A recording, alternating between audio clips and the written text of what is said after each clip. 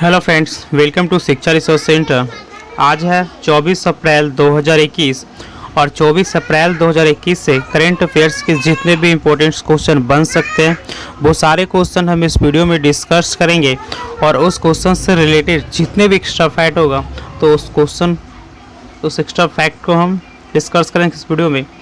और अगर आपको वीडियो अच्छा लगे तो प्लीज़ वीडियो को लाइक शेयर कीजिएगा, हमें आपकी सपोर्ट का ज़रूरत है। अगर प्लीज़ आप हमारे चैनल पे आ गए हैं तो एक बार सब्सक्राइब जरूर कर दीजिए प्लीज़। मात्र सिर्फ आपका 2 सेकंड लगेगा सब्सक्राइब करने में और हमें थोड़ा सपोर्ट मिलेगा। प्लीज़, हमारा बहुत कम सब्सक्राइबर है और बहुत अच्छा कंटेंट डाल रहे हैं, ठीक है।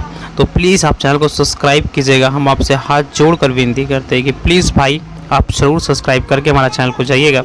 और आज का टारगेट है हमारा ओनली 40 लाइक्स, ठीक है। 40 लाइक्स हमारा टारगेट है। अगर हमें ये अचीव हो जाता है तो हमारे लिए बहुत गर्व की बात है, ठीक है। 40 लाइक्स। और प्लीज़ अगर आप आगे भाई तो सब्सक्राइब करके जाइएगा, ठीक है। तो चलिए हम स्टार्ट करते हैं, पूरा वीडियो को ध्यान से देखिएगा।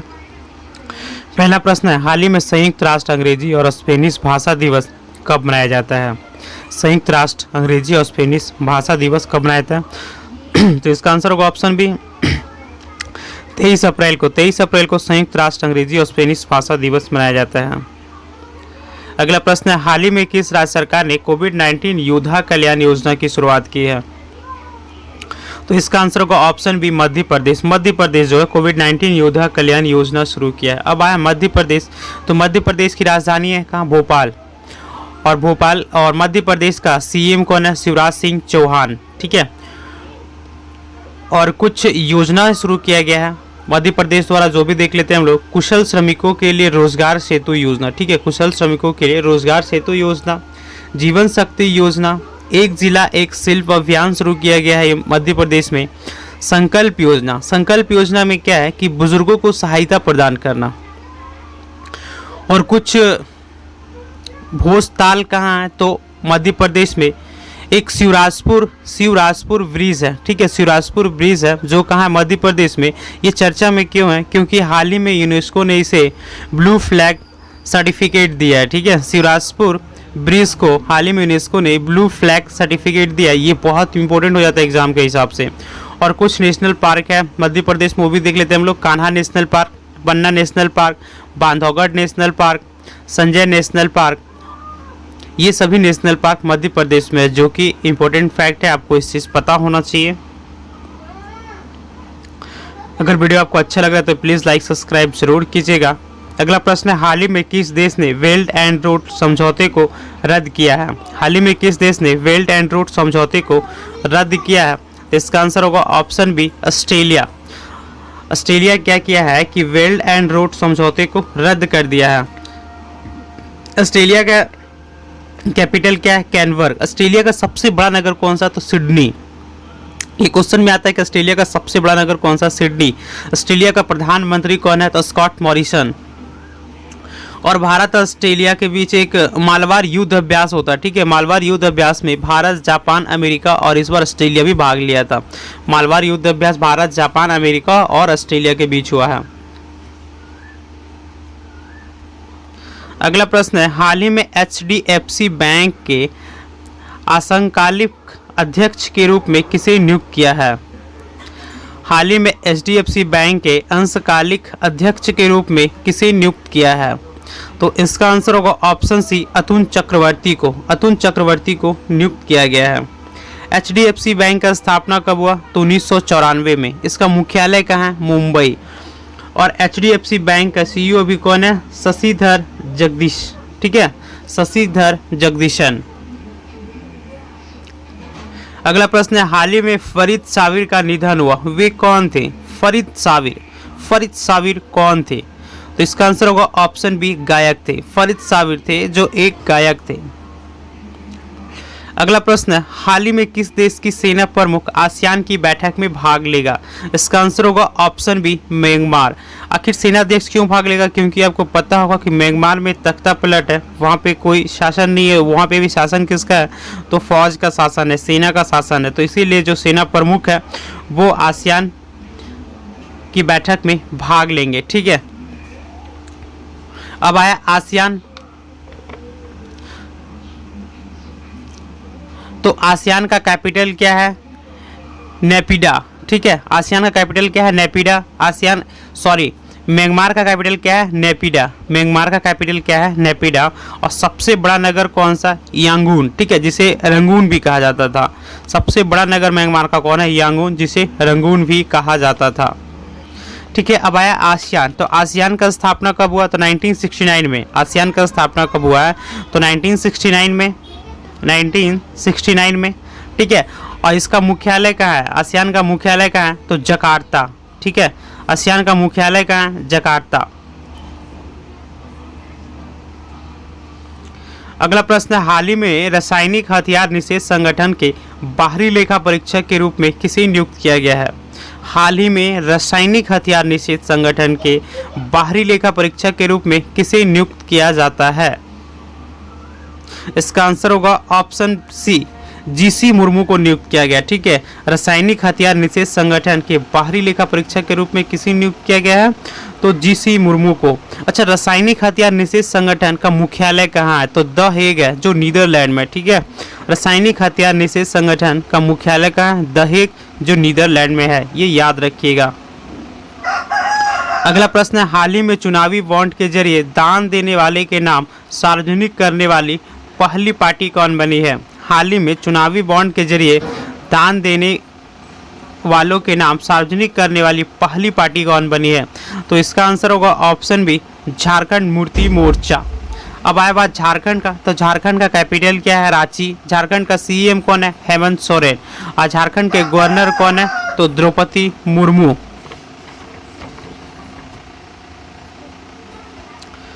अगला प्रश्न है, हाल ही में नेस्कॉम की पहली महिला चेयरपर्सन किसे नियुक्त किया है? तो नेस्कॉम का पहली महिला चेयरपर्सन किसे नियुक्त किया गया है? तो इसका आंसर होगा ऑप्शन सी, रेखा मेनन को। रेखा मेनन को नेस्कॉम का पहली महिला चेयरमैन नियुक्त किया है। अच्छा, नेस्कॉम का मुख्यालय कहाँ है? तो नई दिल्ली है, ठीक है। नेस्कॉम का मुख्यालय कहाँ है? नई दिल्ली। और चेयरपर्सन किन्हें नियुक्त किया गया है? तो रेखा मेनन को, जो पहली महिला चेयरपर्सन बनी है। अगला प्रश्न है, हाल ही में किस राज्य सरकार ने सभी सरकारी कार्यालयों को बंद करने का निर्णय लिया है? तो इसका आंसर होगा ऑप्शन बी, उत्तराखंड। उत्तराखंड जो है कुछ दिनों के लिए, 3 दिनों के लिए अपने कार्यालय को, सरकारी कार्यालय को बंद करने का ऐलान किया, क्योंकि 3 दिनों के बीच वो सैनिटाइज करेंगे पूरे अपने कार्यालय, सरकारी कार्यालय को। अब बात है उत्तराखंड। तो उत्तराखंड का कैपिटल क्या है? देहरादून, ठीक है। उत्तराखंड का कैपिटल क्या है? देहरादून। और एक उत्तराखंड जो है ना समर कैपिटल बनाया है, ठीक है, जिसका नाम क्या है? गैरसैंण। उत्तराखंड का एक समर कैपिटल बना है जिसका नाम क्या है? गैरसैंण। उत्तराखंड का सीएम कौन है? तीरथ सिंह रावत, ठीक है। उत्तराखंड का सीएम कौन है? तीरथ सिंह रावत। और गवर्नर वहाँ का यानी राज्यपाल कौन है? तो बेबी रानी मौर्य। और पहला वन चिकित्सा केंद्र कहाँ खोला गया? तो उत्तराखंड में खोला गया, ठीक है। पहला वन चिकित्सा केंद्र उत्तराखंड में खोला गया। बेरोजगार युवाओं के लिए हॉप पोर्टल कौन लॉन्च किया? तो उत्तराखंड लॉन्च किया। भारत का पहला लाइकेन पार्क कहाँ बनाया गया? तो उत्तराखंड में बनाया गया। और उत्तराखंड जो है ना एक सदनीय राज्य है, ठीक है। उत्तराखंड क्या है? एक सदनीय राज्य है। वहाँ सिर्फ विधानसभा है, ठीक है, विधानसभा है। और विधानसभा का सीट कितना है? तो 71 है। और राज्यसभा सीट कितना है? 3 है। और लोकसभा सीट कितना है? 5 है। और वहाँ का राज्य भाषा जो है हिंदी और संस्कृत है, ठीक है। उत्तराखंड क्या है? एक सदनीय। यहाँ से क्वेश्चन आता है कि उत्तराखंड कैसा राज्य है? एक सदनीय, द्विसदनीय या दोनों, नन ऑफ दिस, इस तरह से क्वेश्चन दिया रहेगा। तो उत्तराखंड क्या? एक सदनीय है। एक सदनीय राज्य उसे बोला जाता है जहाँ पे एक सदन हो, जैसे विधान परिषद और विधानसभा 2 होता है, ठीक है। अगर विधानसभा नहीं है, विधान परिषद है, तो वो क्या हो गया? एक सदनीय हो गया। और विधान परिषद और विधानसभा अगर दोनों रहता है तो वो क्या हो गया? द्विसदनीय हो जाता है। तो यहाँ क्या है? सिर्फ विधानसभा है, ठीक है। तो विधानसभा सीट कितना है? 71।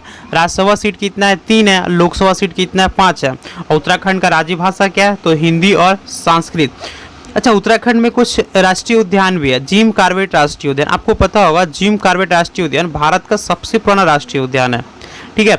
और एक है फूलों की घाटी राष्ट्रीय उद्यान और नंदा देवी राष्ट्रीय उद्यान। ये 2 राष्ट्रीय उद्यान है जिसको जो क्या है यूनेस्को की विश्व धरोहर सूची में शामिल है, ठीक है। फूलों की घाटी उद्यान और नंदा देवी राष्ट्रीय उद्यान, ये दोनों जो है यूनेस्को की धरोहर स्थल है। क्या क्या? फूलों की घाटी राष्ट्रीय उद्यान और नंदा देवी राष्ट्रीय उद्यान, ये दोनों विश्व धरोहर स्थल में शामिल है। और वहाँ कुछ और है, राजाजी राष्ट्रीय अभ्यारण्य, गोविंद पशु विहार, गंगोत्री राष्ट्रीय उद्यान, ये सभी उत्तराखंड में है। ये था इंपॉर्टेंट फैक्ट। अगला प्रश्न है, हाल ही में सुमित्रा भावे का निधन हो गया, वे किस सिनेमा से संबंधित है? सुमित्रा भावे जो है किस सिनेमा से संबंधित है? तो इसका आंसर होगा ऑप्शन सी, मराठी। सुमित्रा भावे जो है वो मराठी फिल्म से संबंधित है। अगला प्रश्न है, हाल ही में किस राज्य सरकार ने प्रत्येक जिले में कोविड देखभाल केंद्र स्थापित करने का निर्णय लिया है? तो इसका आंसर होगा ऑप्शन बी, बिहार। बिहार सरकार जो है प्रत्येक जिले में कोविड देखभाल केंद्र स्थापित करने का निर्णय लिया है। अच्छा, बिहार है तो बिहार का स्थापना कब हुआ? 22 मार्च 1912 ईस्वी को। ठीक है, बिहार का स्थापना कब हुआ था? तो 22 मार्च 1912 को। बिहार का राजधानी कहाँ है? पटना। बिहार का सबसे बड़ा नगर पूछा जा सकता है तो वो क्या है? पटना। ये आप याद रखिएगा, अभी चल रहा है जैसा हिसाब से कि सभी राज्यों का बड़ा शहर कौन सा, इस टाइप से कुछ अल्डर क्वेश्चन पूछ लिया जा रहा है। ठीक है, तो आप हर अल्डर क्वेश्चन के लिए प्रिपेयर रहिए, अपने आप को प्रिपेयर कर लीजिए, ताकि ये सब पॉइंट है जो आपको बहुत आगे उठा के ले जाएगा। ठीक है, तो बिहार का सबसे बड़ा नगर कौन सा है? पटना। ये सब छोटा छोटा चीज़ है, जब लोग पढ़ते हैं ना तो ध्यान नहीं देते, अरे यार तो छोटा चीज़ है आपको याद है, बट ऐसा होता नहीं है। ठीक है, आपको हर चीज़ थोड़ा थोड़ा चीज़ याद रखना होगा। यही सब जो है ना एक्स्ट्रा क्वेश्चन जो आपको ऊपर लेके जाए, रिजल्ट दिलाता है। ठीक है, सबसे बड़ा नगर क्या है? पटना। और बिहार का सीएम कौन है? नीतीश कुमार। बिहार का सीएम कौन है? नीतीश कुमार। और उप मुख्यमंत्री कौन बनी है? रेणु देवी। ठीक है, बिहार का सीएम नीतीश कुमार, आपको पता होगा, और उप मुख्यमंत्री कौन बनी है? रेणु कुमार। और जो सीएम नीतीश कुमार बने हैं ना, वो 7वीं बार बन रही है। ठीक है, नीतीश कुमार कितनी बार बने हैं? तो 7वीं बार वो इस बार शपथ लिए हैं।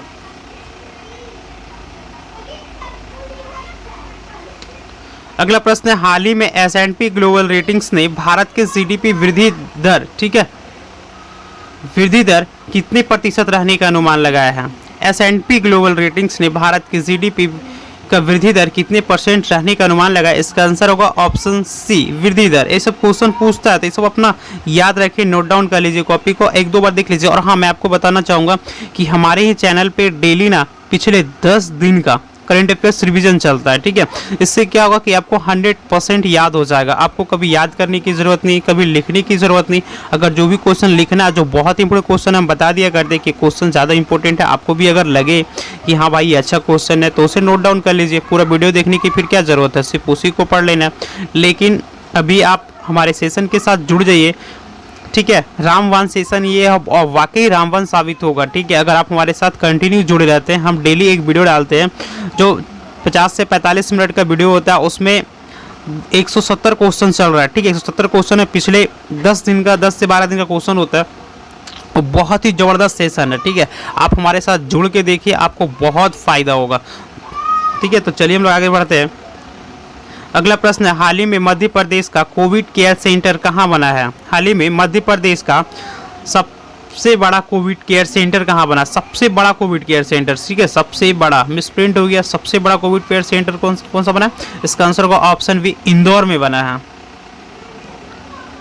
अगला प्रश्न है, हाल ही में भारत, फ्रांस और किस देश के बीच वरुण नौसेना अभ्यास हुआ? ठीक है, भारत, फ्रांस और एक देश और है, उनके बीच वरुण नौसेना अभ्यास। इसका आंसर होगा option A, UAE. UAE, Bharat, France के बीच जो है वरुण नौसेना अभ्यास हुआ। अब बात है यूएई। यूएई मतलब संयुक्त अरब अमीरात। ठीक है, यूएई यानी संयुक्त अरब अमीरात का मुद्रा क्या है? दिरहम।